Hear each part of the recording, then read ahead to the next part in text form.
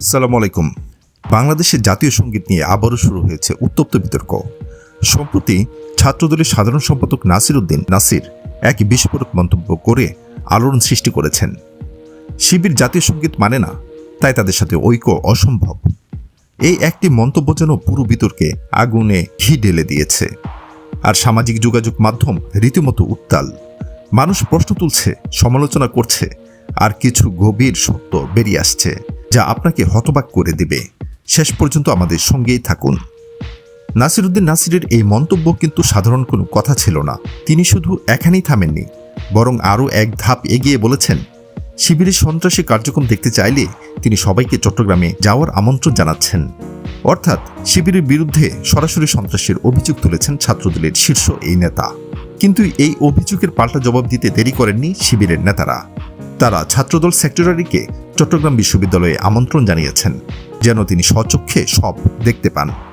এই পাল্টাপাল্টি অভিযোগ আর আমন্ত্রণের খেলায় রাজনীতির ময়দান যেন আরও উত্তপ্ত হয়ে উঠেছে। অন্যদিকে নাসির উদ্দিন নাসিরের এই মন্তব্যের পর সামাজিক যোগাযোগ মাধ্যমে ঝড় উঠেছে। ফেসবুকের পাতায় পাতায় চলছে তীব্র আলোচনা সমালোচনা। একজন ব্যবহারকারী তো সরাসরি লিখেছেন, রঠার অনুসারীদেরকে মতো তাড়াতে হবে। এই ধরনের উক্তি বলে দিচ্ছে পরিস্থিতি কতটা বিস্ফোরক। কিন্তু কেন এই জাতীয় সঙ্গীতকে নিয়ে বিতর্ক? এর পেছনে কি লুকিয়ে আছে কোনো গভীর রাজনীতি? আমাদের স্মরণে রাখতে হবে, বাংলাদেশের জাতীয় সঙ্গীত আমার সোনার বাংলা পরিবর্তনের চেষ্টা অতীত হয়েছে। 1972 সালে এই গানটিকে জাতীয় সঙ্গীত হিসেবে গ্রহণের পর বিশেষ করে রাজনৈতিক অস্থিরতার সময়ে বেশ কয়েকবার পরিবর্তনের প্রস্তাব ওঠে, যদিও সেগুলো বাস্তবায়িত হয়নি। উদাহরণস্বরূপ 1979 সালে তৎকালীন রাষ্ট্রপতি জিয়াউর রহমানের আমলে আমার সোনার বাংলার পরিবর্তে প্রথম বাংলাদেশ আমার শেষ বাংলাদেশ গানটিকে জাতীয় সঙ্গীত করার প্রস্তাব করা হয়েছিল। কিন্তু সেই প্রস্তাবও আলোর মুখ দেখেনি। এমনকি 2001 থেকে 2006 সাল পর্যন্ত 4 দলীয় জোট সরকারের সময়েও জাতীয় সঙ্গীত পরিবর্তনের উদ্যোগ নেওয়া হয়েছিল, কিন্তু সেটিও সফল হয়নি। অর্থাৎ বিএনপি জামাত সরকারের আমলেও এই ধরনের প্রচেষ্টা চালানো হয়েছিল। সাম্প্রতিক সময়েও একজন সাবেক ব্রিগেডিয়ার জেনারেল জাতীয় সঙ্গীত পরিবর্তনের দাবি তুলেছেন, যা আবারও আলোচনা সমালোচনার জন্ম দিয়েছে। জাতীয় সঙ্গীত পরিবর্তনের প্রস্তাবগুলোর পেছনে বিভিন্ন কারণ দেখানো হয়েছিল: রাজনৈতিক অস্থিরতা, লিঙ্গ বৈষম্য এবং জাতীয়তাবোধের অভাব ইত্যাদি। তবে আমার সোনার বাংলা গানটি বাংলাদেশের স্বাধীনতা ও মুক্তিযুদ্ধের প্রতীক হিসেবে বিবেচিত হয়। এর পরিবর্তন এখনও একটি বিতর্কিত বিষয়।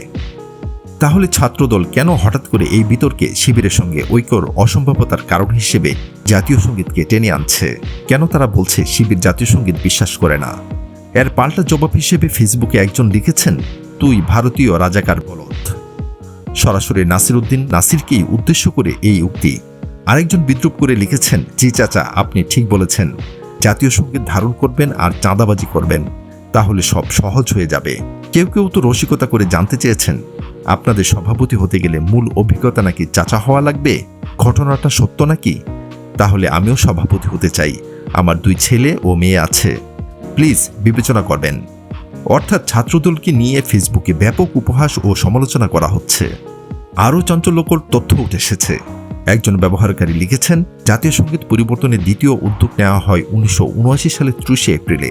সে সময় আমার সোনার বাংলা বাদ দিয়ে প্রথম বাংলাদেশ আমার শেষ বাংলাদেশ গানটিকে জাতীয় সঙ্গীত করার প্রস্তাব করা হয়। ওই সময় ক্ষমতায় ছিলেন জিয়াউর রহমান। তৎকালীন প্রধানমন্ত্রী শাহ আজিজুর রহমান এক গোপন চিঠিতে লিখেন, রবীন্দ্রনাথ ঠাকুরের লেখা একটি গান ভারতীয় জাতীয় সঙ্গীতের। তিনি বাংলাদেশের নাগরিক নন। আমার সোনার বাংলা গানটি আমাদের সংস্কৃতি চেতনার পরিপন্থী বিধায় জাতীয় সঙ্গীত পরিবর্তন আবশ্যক। ওই চিঠিতে তিনি আমার সোনার বাংলার পরিবর্তে প্রথম বাংলাদেশ আমার শেষ বাংলাদেশ গানটিকে জাতীয় সঙ্গীত হিসেবে প্রস্তাব করেন। প্রধানমন্ত্রী, মন্ত্রী পরিষদ বিভাগ, রেডিও, টেলিভিশন এবং সব সরকারি অনুষ্ঠানে প্রথম বাংলাদেশ গানটি প্রচারের নির্দেশ জারি করেন। তাহলে কি ছাত্রদল যখন বলছে শিবির জাতীয় সঙ্গীত বিশ্বাস করে না এবং এর মাধ্যমে জাতিকে বিভ্রান্ত করার চেষ্টা করছে, তখন তারা কি আসলে জিয়াউর রহমানকে নিয়ে কোনো বার্তা দিচ্ছে? কেননা আমরা দেখলাম জিয়াউর রহমানও জাতীয় সঙ্গীত পরিবর্তন করার প্রস্তাব দিয়েছিলেন। দর্শক, এই পুরো বিষয়টি নিয়ে আপনার কি মনে হচ্ছে? ছাত্রদল শিবির বিতর্ক, জাতীয় সঙ্গীতের ইতিহাস এবং এর পেছনে লুকিয়ে থাকা রাজনৈতিক উদ্দেশ্য, কোনটা আপনাকে সবচেয়ে বেশি ভাবিয়ে তুলছে? আপনার মূল্যবান মন্তব্য অবশ্যই আমাদের সাথে শেয়ার করুন। আপনাদের ভাবনা আমাদের জন্য অত্যন্ত গুরুত্বপূর্ণ। এই ভিডিওটি ভালো লাগলে লাইক, শেয়ার ও সাবস্ক্রাইব করতে ভুলবেন না। ধন্যবাদ। আসসালামু আলাইকুম।